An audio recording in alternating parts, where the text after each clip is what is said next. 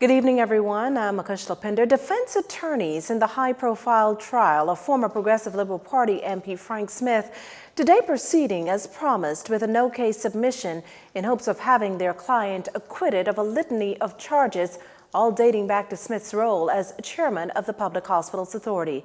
It's alleged that between April 2016 and April 2017, Smith solicited $5,000 a month from Magic Touch cleaning company owner Barbara Hanna, having assisted her in securing a cleaning contract for the critical care unit of the Princess Margaret Hospital. Smith has pleaded not guilty to the charges. The financial services sector said to be extremely nervous about the Prime Minister leading talks with officials of the European Commission in Belgium.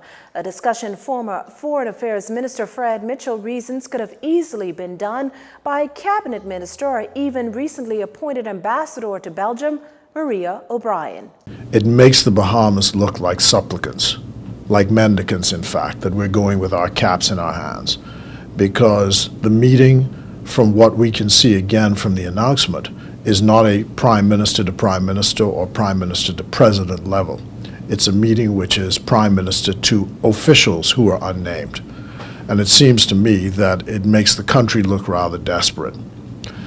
The fact is, across the Caribbean region, there is significant pushback coming from all of the countries that have these financial services sectors, because what the Europeans are doing, they are actually threatening the lifeblood of many of the countries, and it's certainly threatening the lifeblood of this country. The Progressive Liberal Party has always supported the financial services sector and wants to do what is necessary to protect it, but at the same time, the dignity and the sovereignty of the country has to be protected as well. Mr. Mitchell added that in the past, such high-level meetings haven't led to fruitful outcomes. We can't go and embarrass ourselves simply because we think that this is going to do something. And the fact is, these sorts of visits and trips in the past have not really borne any fruit, because as fast as you meet one goal, they shift the goalpost to something else.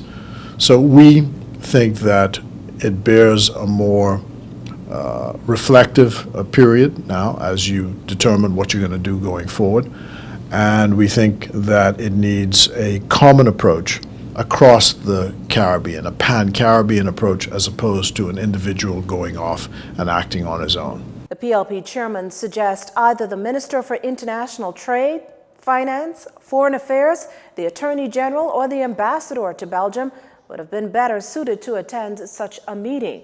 The talks are focused on fulfilling the country's commitments to the European Union and how those commitments will be implemented by the financial services sector. The delegation's expected back in the capital on Wednesday.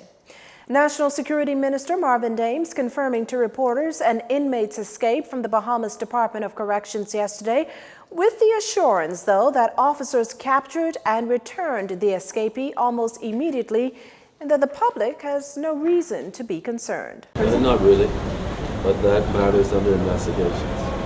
Yeah, it was an incident that was addressed almost immediately after. The last attempted escape at the BDC was in August 2018. The minister also this morning commented on ZNS service being hacked, a matter that's under active police investigations. This particular incident, this is something that in our planning that we have certainly been anticipating, and as an organization we're working assiduously to equip the police force for these types of modern day challenges. Mr. Dames says they're working with international partners on how best to address this issue. Authorities are out to frustrate air hackers as much as possible in hopes of further cracking down on the illegal practice that could very well end in death. Aviation Minister Dionisio Diaglo disclosing to the media this morning that Director General of the Civil Aviation Authority, Charles Benaby, is close to rolling out regulations in this regard. But obviously you don't want to completely kill commerce via air. I mean, it's a very important component of our economy. And while, yes, we want to ensure that the traveling public are in planes and piloted by pilots who are properly licensed and have all the necessary qualifications and paperwork, up-to-date paperwork, do want to ensure that, everybody is properly licensed